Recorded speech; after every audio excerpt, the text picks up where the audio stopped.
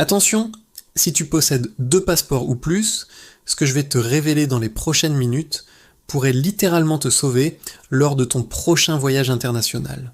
Et non, ce n'est pas du tout ce que tout le monde croit. Je m'appelle Dino, bienvenue sur Voyageur Pro et reste absolument jusqu'à la fin car je vais te montrer l'erreur silencieuse que font 90% des binationaux et qui peut les bloquer aux frontières en quelques secondes. Cette erreur, presque personne n'en parle, mais elle coûte déjà des milliers d'euros à des familles entières. Nous sommes le 15 janvier 2026 et depuis le 1er janvier, des changements massifs touchent les détenteurs de multiples nationalités. Je ne parle pas de rumeurs ou de théories. Je parle de modifications légales concrètes qui sont entrées officiellement en vigueur il y a exactement 2 semaines. Et la grande majorité des voyageurs l'ignorent complètement.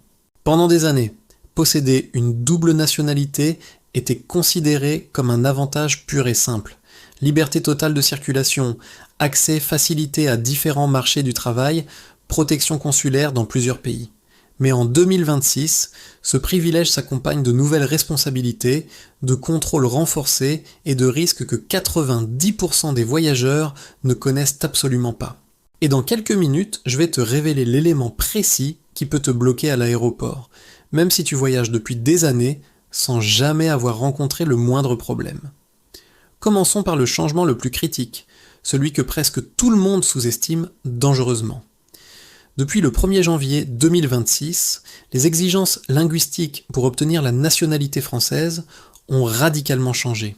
Le niveau requis est passé de B1 à B2 du cadre européen commun de référence pour les langues. Cela concerne toutes les demandes de naturalisation par décret, mais aussi les déclarations de nationalité par mariage avec un ressortissant français. Ce n'est pas un petit ajustement, c'est un saut considérable dans les compétences exigées. Concrètement, qu'est-ce que cela signifie pour toi ?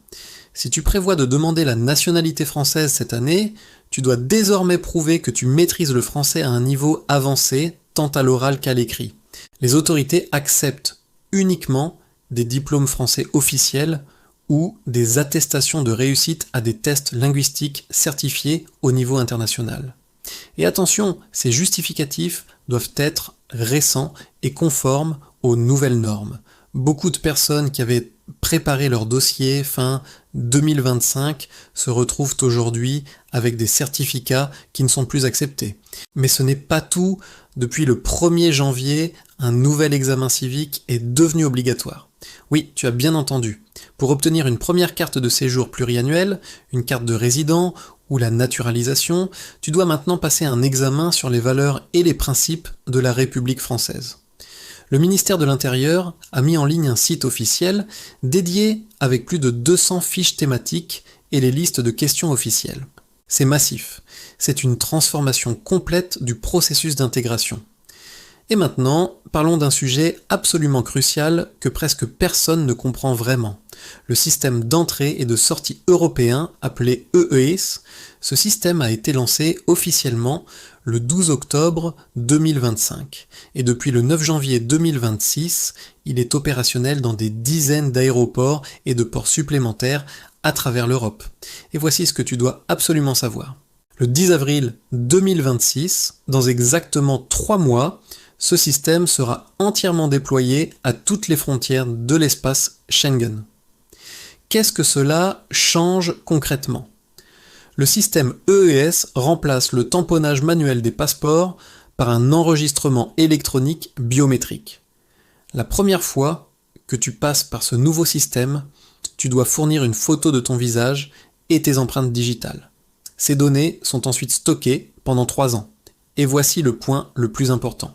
Les voyageurs rapportent que cette procédure prend jusqu'à 70% de temps supplémentaire, avec des temps d'attente allant jusqu'à 3 heures pendant les périodes de pointe.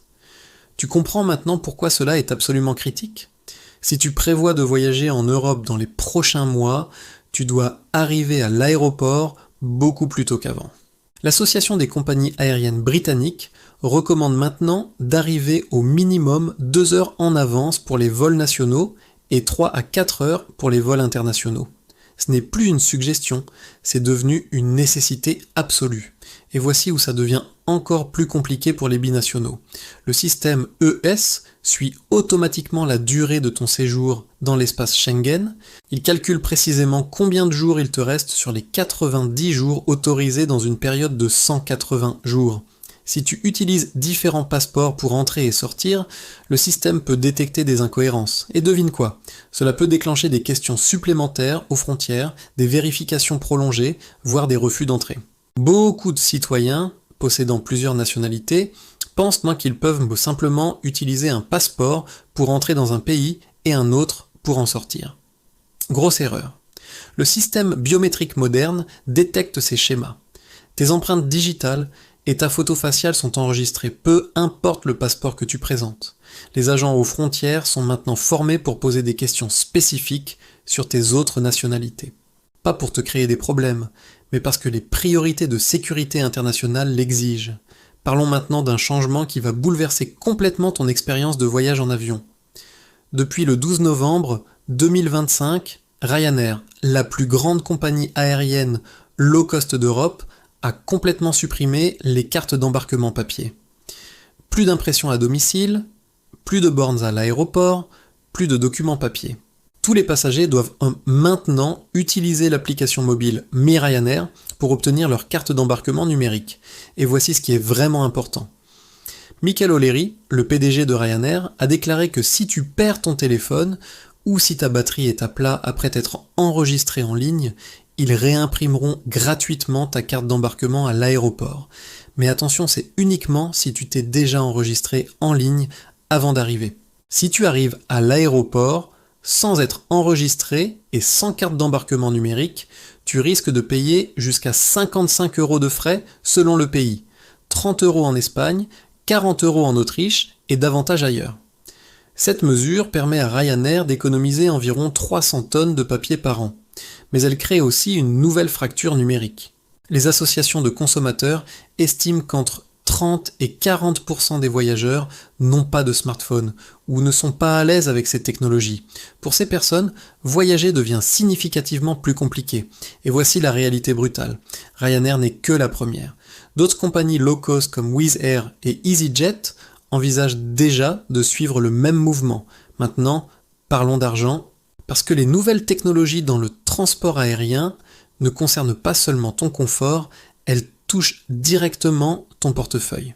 Une grande compagnie aérienne vient de s'associer à une entreprise spécialisée en intelligence artificielle pour ajuster dynamiquement les prix des billets en temps réel. Et ce système est déjà opérationnel. Voici comment cela fonctionne. Un algorithme observe constamment la demande, suit tes habitudes de réservation et modifie les tarifs minute par minute. Des élus et des défenseurs des consommateurs s'inquiètent sérieusement que cela mène à ce qu'on appelle la tarification de surveillance. Imagine cette situation. Le système détecte que tu habites dans un quartier aisé. Il remarque que tu réserves souvent à la dernière minute pour des déplacements professionnels urgents. Résultat direct. Il te fait payer beaucoup plus cher que la personne assise juste à côté de toi dans le même avion, simplement parce qu'il prédit que tu accepteras le prix. Et le pire, tu ne saurais jamais que tu as payé davantage. Voici ce que tu dois faire immédiatement pour te protéger. Première chose, compare toujours les prix entre plusieurs compagnies en utilisant un comparateur comme Google Flights. Deuxième chose, utilise systématiquement la navigation privée de ton navigateur et efface régulièrement ton cache. Troisième chose, ne pars jamais du principe que le prix que tu vois est celui que tout le monde obtient, parce que ce n'est absolument pas le cas. Et maintenant, je vais te révéler une arnaque qui vise directement les bagages enregistrés et qui est terriblement efficace. Des escrocs récupèrent les étiquettes de bagages en papier que les voyageurs jettent négligemment dans les aéroports. Ces petites étiquettes contiennent ton nom complet, ton numéro de réservation, ton itinéraire détaillé. Les escrocs appellent ensuite la compagnie aérienne en se faisant passer pour toi, affirment que leur valise n'est jamais arrivée et demandent une compensation financière. Un employé d'un service bagages a révélé cette pratique après avoir constaté une augmentation massive des réclamations frauduleuses. Voici comment te protéger efficacement. Ne jette jamais, jamais tes étiquettes de bagages dans un aéroport. Retire-les immédiatement en rentrant chez toi. Détruis-les complètement avant de les jeter. Ainsi, personne ne pourra utiliser ta propre étiquette contre toi. Et cela arrive beaucoup plus souvent que tu ne le penses. Revenons maintenant sur un point absolument crucial pour les binationaux. La France autorise officiellement la double nationalité, mais attention, certaines contraintes importantes peuvent en s'appliquer selon les pays. Certains États n'acceptent pas du tout la double nationalité et pourraient t'exiger de renoncer à l'une de tes citoyennetés. En tant que binational, tu pourrais être soumis à des règlements différents et parfois contradictoires en matière fiscale ou même militaire. Si tu as effectué un service militaire dans un autre pays, même si ce service était obligatoire, cette information doit maintenant être déclarée lors d'une demande de citoyenneté française ou d'un renouvellement de passeport. Le service militaire obligatoire ne fait pas automatiquement perdre la nationalité française, mais le cacher peut provoquer de très graves complications juridiques. Les systèmes biométriques et les bases de données intergouvernementales sont maintenant plus connectés que jamais. Être totalement transparent avec les autorités protège ton statut binational. Et voici une erreur monumentale que commettent la plupart des citoyens binationaux. Ils croient que ces nouvelles règles ne concernent que les adultes. C'est complètement faux. Les familles et les enfants sont directement et pleinement concernés par tous ces changements. Les parents français ayant des enfants nés à l'étranger disposent maintenant d'une procédure plus claire pour transmettre la nationalité française à leurs descendants. Moins d'attentes administratives, moins de documents confus, davantage de sécurité juridique. Mais attention, si tu ne déclares pas toutes les nationalités de ton enfant dès le début de la procédure, des problèmes majeurs peuvent en surgir lorsque tu demandes son premier passeport français. Énormément de parents ignorent complètement ce détail et se retrouvent confrontés à des retards de plusieurs mois totalement évitables. Pour les foyers possédant plusieurs nationalités différentes, ces nouvelles règles garantissent que chaque membre profite pleinement des avantages sans mauvaise surprise administrative. Parlons maintenant d'un sujet que presque personne n'aime aborder, mais qui est absolument essentiel. La planification financière internationale. Posséder 2 nationalités ou plus a un impact direct et concret sur tes impôts, ta retraite future, tes héritages, tes emprunts bancaires, tes investissements et ta propriété immobilière dans plusieurs pays simultanément. Parfois cet impact est positif, mais si tu ne sais pas comment gérer correctement cette situation complexe, les choses peuvent très mal tourner très rapidement. L'administration fiscale française a considérablement renforcé sa surveillance des revenus perçus à l'étranger. La planification financière proactive n'est plus simplement une stratégie intelligente pour optimiser ta situation. C'est devenu une absolue nécessité pour éviter des amendes massives et des complications administratives graves. Des conseillers spécialisés en droit fiscal international peuvent t'aider à éviter ces pièges, à profiter pleinement des conventions fiscales bilatérales et à protéger légalement et efficacement ton patrimoine. Les citoyens binationaux doivent maintenant maîtriser des concepts complexes comme les revenus mondiaux, la double imposition potentielle, la protection des actifs dans différentes juridictions, les stratégies d'investissement internationales et la planification de la retraite dans plusieurs pays en même temps. Beaucoup de gens pensent à tort que cela ne concerne que les personnes extrêmement fortunées. C'est totalement faux. Cela touche directement quiconque possède des comptes bancaires à l'étranger, un bien immobilier dans un autre pays ou même simplement des revenus numériques provenant de plateformes internationales. Et voici la phrase que personne ne veut entendre, mais que tout le monde doit absolument comprendre et intégrer. Posséder une double nationalité n'est pas seulement un privilège extraordinaire, c'est également une responsabilité internationale sérieuse et continue. Les mises à jour réglementaires de 2026 apportent clarté juridique et sécurité accrue. La double citoyenneté n'est plus une zone grise remplie d'incertitudes et d'ambiguïté. Elle possède maintenant des règles parfaitement claires, des responsabilités précisément définies et de véritables avantages concrets et protégés. Certains s'inquiètent légitimement de la paperasserie administrative supplémentaire. Mais voici la réalité. Ces nouvelles règles rendent en fait ta double nationalité plus sûre sur le long terme, plus simple à gérer au quotidien et infiniment mieux protégée juridiquement. Connaître précisément tes obligations concernant les déclarations fiscales, les procédures de passeport, pseudo de passeport, les règles de voyage et les exigences de loyauté citoyenne te permet de profiter pleinement de l'immense liberté qu'offre une double nationalité sans risque inutile ni surprise désagréable. Respecter scrupuleusement ses obligations aujourd'hui signifie concrètement des voyages beaucoup plus fluides demain, des finances personnelles mieux sécurisées et une protection juridique totale et efficace pour ton avenir et celui de ta famille. Si tu pensais sincèrement que tout cela ne te concernait pas personnellement, réfléchis bien à ce qui suit. Ignorer ces mises à jour majeures, même par simple erreur ou manque d'information, peut sérieusement limiter ta mobilité internationale pendant des années entières. Et pour beaucoup de personnes, cela peut directement affecter ton travail, ta famille et toutes tes opportunités de vie future. Janvier 2026 représente un véritable tournant historique. Les nouveaux niveaux linguistiques obligatoires, l'examen civique requis, le système biométrique ES entièrement déployé en avril, la suppression des cartes d'embarquement papier, la tarification algorithmique des billets d'avion, tout cela redéfinit complètement ce que signifie voyager et posséder plusieurs nationalités en 2026. La double nationalité reste une immense opportunité et un privilège fantastique. Mais seulement, et c'est crucial, seulement si tu restes parfaitement informé et totalement proactif dans ta gestion administrative. Ces nouvelles règles te donnent potentiellement accès à une mobilité internationale exceptionnelle, une sécurité financière considérablement renforcée et une protection juridique solide sans complications inutiles. Mais ignorer ces changements peut te coûter des milliers d'euros et des années de complications.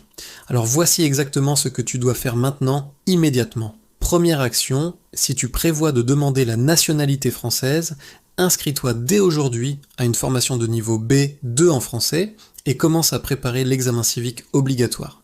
Les places dans les centres agréés se remplissent extrêmement rapidement. Deuxième action, télécharge immédiatement les applications mobiles de toutes les compagnies aériennes que tu utilises régulièrement.